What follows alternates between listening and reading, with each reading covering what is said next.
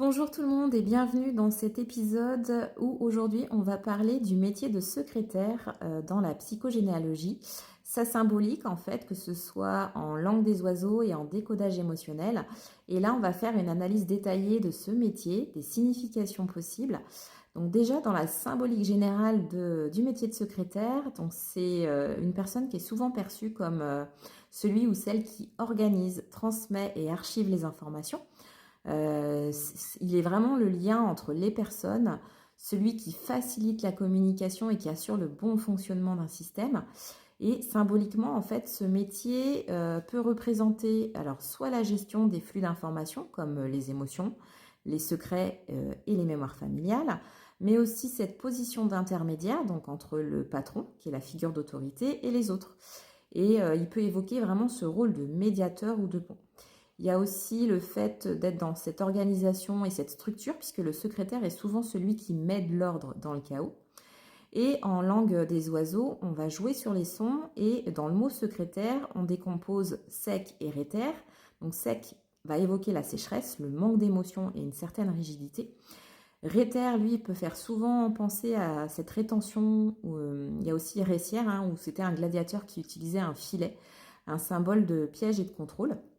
Mais dans secrétaire, vous entendez aussi secret et se taire, qui peut évoquer des secrets enfouis comme des mémoires familiales cachées et des non-dits. Donc cette interprétation va vous suggérer que ce métier peut être lié à des conflits donc de rétention d'informations, de contrôle et de difficulté à exprimer ses émotions. Il y a aussi ces conflits émotionnels et psychogénéalogiques. Donc dans cette perspective, en fait, le secrétaire peut symboliser le gardien des secrets. C'est souvent en fait celui qui connaît toutes les informations confidentielles et il peut refléter ce rôle familial où on est dépositaire de secrets, par exemple les histoires de trahison, d'illégitimité, de honte. Il y a aussi ce conflit qui est lié à la peur de révéler les informations ou la difficulté surtout de dire la vérité. Concernant le médiateur, en fait, le secrétaire, c'est vraiment cet intermédiaire entre les personnes et il symbolise un rôle familial où il va devoir apaiser les conflits, servir de pont entre les membres de la famille en désaccord. Il y a aussi ce besoin de structure puisque le secrétaire organise les classes et c'est un besoin de mettre de l'ordre dans sa vie ou dans son histoire familiale, en fait, souvent marquée par le chaos et l'instabilité.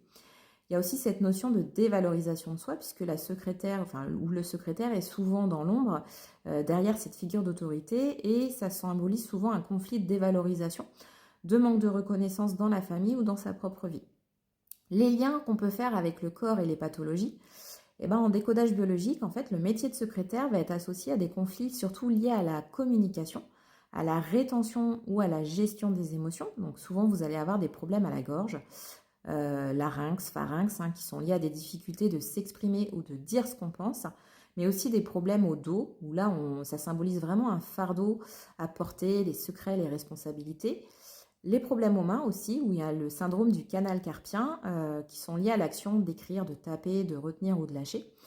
Il y a aussi cette fatigue chronique qui est liée à un sentiment de devoir tout gérer, tout organiser et sans reconnaissance.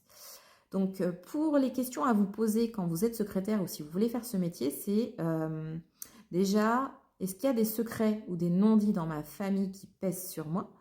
Est-ce que j'ai du mal à m'exprimer ou à dire ce que je pense? Est-ce que je me sens souvent dans l'ombre et sans reconnaissance?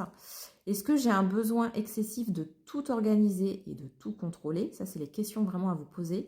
Et est-ce que vous jouez aussi ce rôle de médiateur dans votre famille ou dans votre travail? Je peux vous donner des exemples de conflits par rapport à des secrétaires. Donc, la secrétaire qui va souffrir de maux de gorge va vivre un conflit lié à la parole et elle n'arrive pas à s'exprimer. Donc, il y a une vérité qui est difficile à dire. La secrétaire qui, elle, va développer le syndrome du canal carpien, elle, ça va surtout symboliser le conflit de lâcher prise, de retenue, par exemple, retenir ses émotions et les informations.